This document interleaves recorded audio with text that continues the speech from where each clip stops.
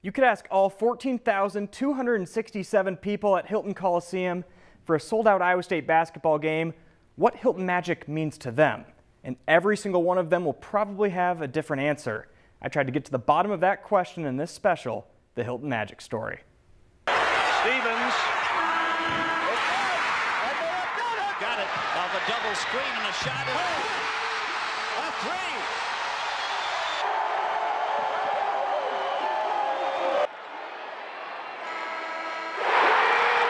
It's the belief in that building. It's knowing that no matter what the score is or who the opponent is, Iowa State has a chance. It's just magical. It's this feeling that you have whenever you step on the court. It's a combination of the concrete, the fan base, and having a good team. When you're in the lull, you're struggling, the crowd picks you up, and that's magic. Long before Hilton Magic was a well-known term across the college basketball world, Hilton Coliseum was being built back in 1971, but there wasn't magic built into the concrete. That came over a decade later. Most fans would tell you that Hilton Magic was born the day that Barry Stevens hit a buzzer beater to beat Missouri in 1983.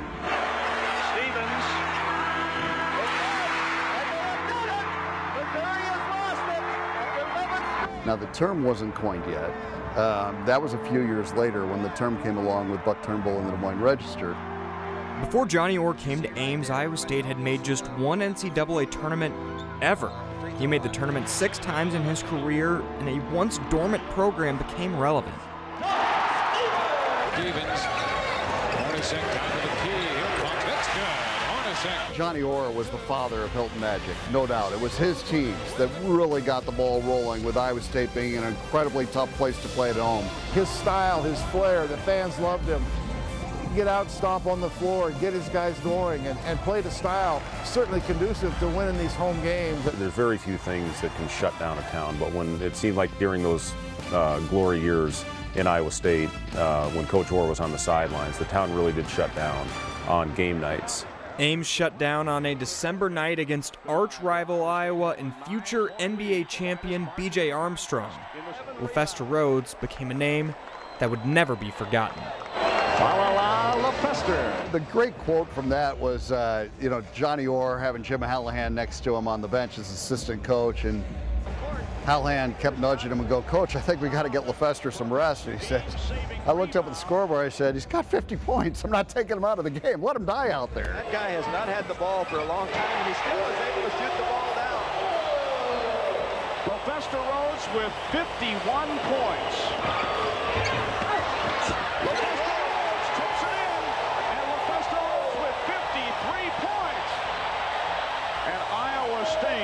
Is going to win the basketball game. Orr had 21 ranked wins at Iowa State, but keeping this ball boy in Ames might have been his biggest win. And after leading Ames high to a state title, he spurned other big-time programs to go to ISU, with a little urging from thousands of Cyclone fans who signed a petition hoping to keep Hoiberg in town. It didn't take long for Hoiberg to experience it as a player. During his freshman year, he witnessed it firsthand against the second-ranked team in the country. And Hoiberg. Oklahoma State was probably the best game I ever played in when we were down by over 20 points in the second half, and just saw Justice Thigpen bring us all the way back, get us into overtime. The crowd sensed that every time he touched the ball, it was going up and it was going in. I was very fortunate. I made a free throw at the end of that game to give us a 1-point lead. The whole team ran at Justice coming off a stagger and got fouled making a layup and made the free throw. He does. And then they called a horrible foul on Justice Thigpen. Ron Zetrick called it. I'll never forget it. And then Darwin Alexander shooting 2 free throws, almost a 90% free throw shooter. It was so loud in Hilton that the backboard was literally shaking. He said later the floor was shaking. And he missed those free throws so bad. And again, that's Hilton Magic.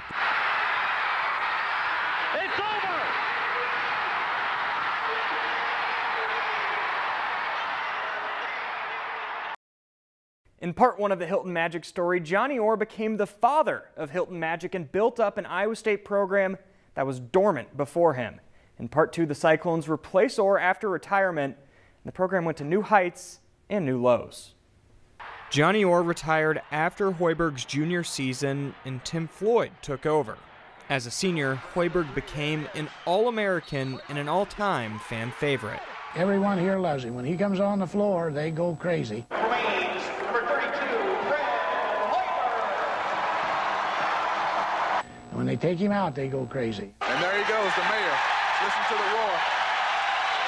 Floyd made 3 tournaments in his first 4 years.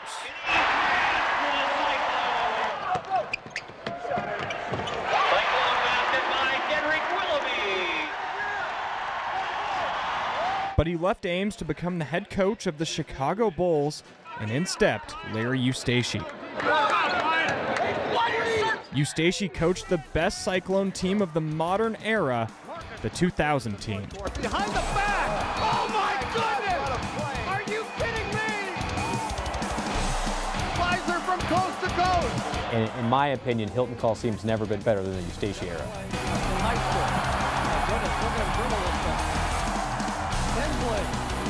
Leaves it for Shirley!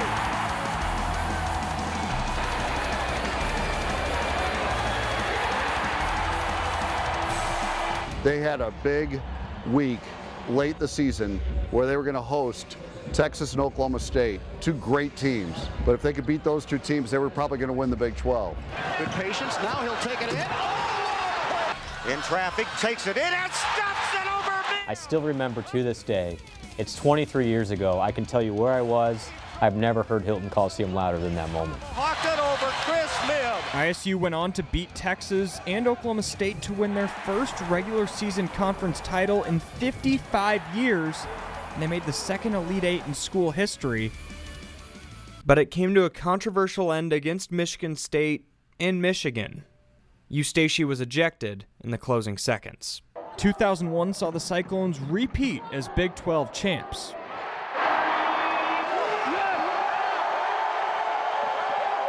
The season came to a sudden end in the NCAA tournament. The Cyclones became just the 4th 2 seed of all time to lose to a 15, and the Eustache era was never the same.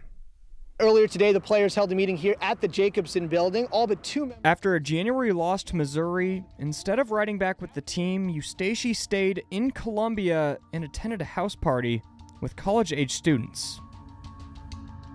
In late March, a Missouri student at the time sent photos to the Des Moines Register.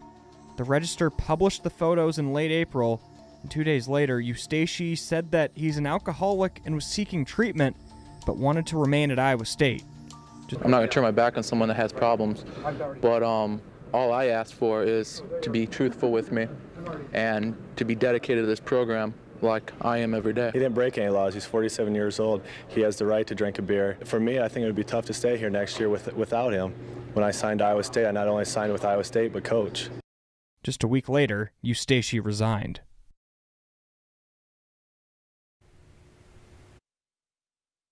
Iowa State hired Wayne Morgan, who had some big wins and made 1 NCAA tournament appearance, but his tenure came to an abrupt end after just 3 seasons. A CBS Sportsline report alleging that ISU used a company called D1 Scheduling for non-conference games in exchange for recruiting. And just 1 day later, Morgan was fired as head coach of the Iowa State Cyclones after compiling a 55-39 record. Greg McDermott wasted no time in making new friends. He was greeted warmly as he was introduced as the new basketball coach in front of 1,500 Iowa State fans this evening. McDermott knows there's a lot of work to be done, but he feels optimistic about the near future. But the Cyclones didn't make a single tournament and had a losing conference record at Hilton Coliseum. McDermott was let go in 2010. Sometimes you have teams that just don't fit together, and he got talent to come to Ames, and again, for whatever reason, it didn't work out. You wondered, is Hilton Magic gone for good? Is it just a relic of the past? Who says you can't go home again? The mayor has returned to take office as head coach of his alma mater with one goal in mind. Fans, I want that atmosphere back. I need that atmosphere back, and it's time to bring the Magic back to Hilton Coliseum.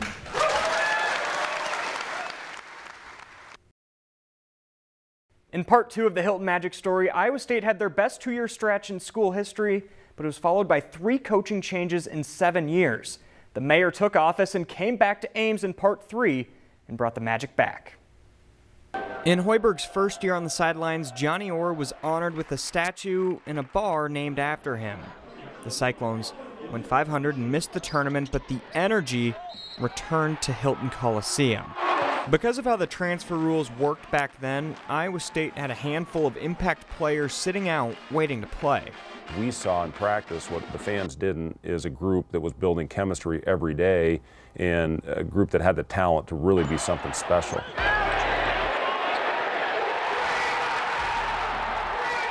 The Cyclones returned to the tournament for the first time in 6 seasons and then did it again the next year.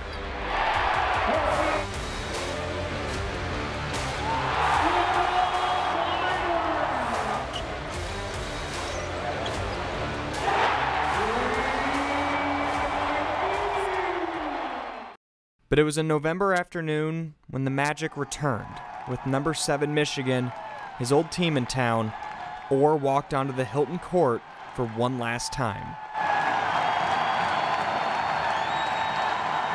Orr died a week later. The one last time, to see the band play Here's Johnny was just such a cool experience. And, I just kind of stood in the sideline and soaked it all in. Oh man, if you didn't get chills down your spine in that moment, you're just not alive. My first year in the NBA with the Pacers, All-Star break came around, and a lot of times players will go home or they'll go on these, nice vacations, go to Vegas, maybe go to a Caribbean island. My wife and I went down and spent that first All-Star break with Coach Orr and with Rami, and that's the relationship that he and I had, and he just was such a special person, and certainly the reason I'm where I am today. I didn't know at that moment how special Iowa State was going to be in my career. I was only a sophomore, and when I look back on that moment, it was so special. Before that he passed, he got to see that Cyclone basketball was in a great place and that it was trending in the right direction.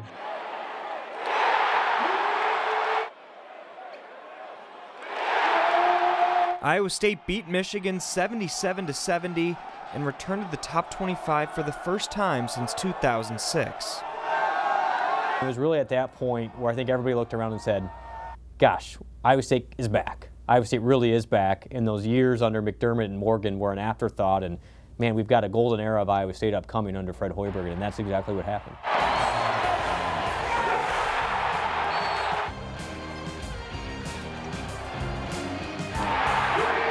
ISU got off to a 14-0 start, the best in school history, and lost just one game at home, setting up senior day with Marcus Smart and Oklahoma State in town. Oklahoma State led by as much as 16 in the second half. Big 12 Player of the Year, Melvin Ejim, had fouled out, and things were looking dire. I remember subbing out of the game and slamming my hand down and sitting next to Doc Sadler and being like, we're going to effing lose. I'm like, we blew it. Iowa State cut the lead, but Phil Forte, a near 90% career free throw shooter, had a chance to make it a 4-point game with 5 seconds left. When you see that ball leaving his fingertips, that thing's going in. There's just no doubt in your mind that's going in, and I'll bet the Oklahoma State players felt that way too. Long, he's going to fire for the tie! Good! Naz Long does it again! Are you kidding me? And I was so happy. I tell Naz all the time, I feel like he saved my senior night because he made an unbelievable shot, and those guys went on to carry out the game and win the game and really cap off an incredible 4 years for me. ISU went on to win the Big 12 tournament and go to the Sweet 16 for the first time since 2000. The next season, Iowa State lost just once at home, and it was senior night when the Magic showed up big time. Buddy Hield made a jumper to put OU up by 20, but Isaiah Cousins got a technical foul that changed everything. Iowa State's down 18 points. And yet, if you would ask everybody in that building, they're like, we still got a chance here. Once it starts going, it's just very hard for that other team. They can call all the timeouts they want. You can give them unlimited timeouts. They're probably going to have a hard time squelching that run. Just 5.5 minutes later, Dustin Hogue gave Iowa State their first lead. That capped off a 23-0 run, and Iowa State beat OU, completing a 21-point comeback. I think that was the loudest I've ever heard it. They went on to win another Big 12 championship, but in Fred Hoiberg's last game, ISU lost to the 14 seed UAB. Hoiberg watch is officially over now as Fred Hoiberg is named the head coach of the Chicago Bulls this afternoon. I'm delighted to be able to call to the podium our next head coach, Steve Prohm. The Prohm era started strong with a Sweet 16 and 2 Big 12 championships. The tenure didn't end well.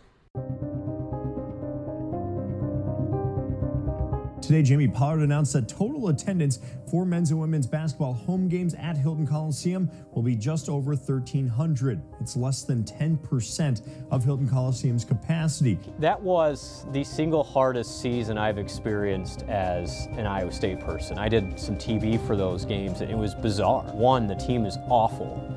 You're going through this crazy time in everybody's life, and there's nobody at Hilton Coliseum. It didn't feel like Hilton. It felt like just another gym, like another practice gym. When Iowa State won 2 games 3 years ago, there's not going to be a lot of magic when your best wins over Jackson State. And so, but it doesn't take long to recapture it. Just 9 months after the worst season in program history, Iowa State beat Iowa by 20 in front of a sold-out crowd. It's pretty cool. I love this place.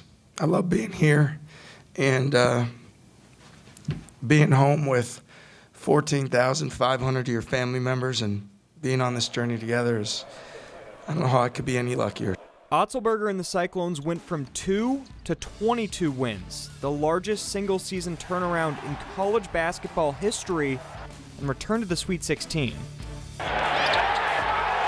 In 2023, 3 top 10 teams came to Hilton in 3 weeks. All of them lost.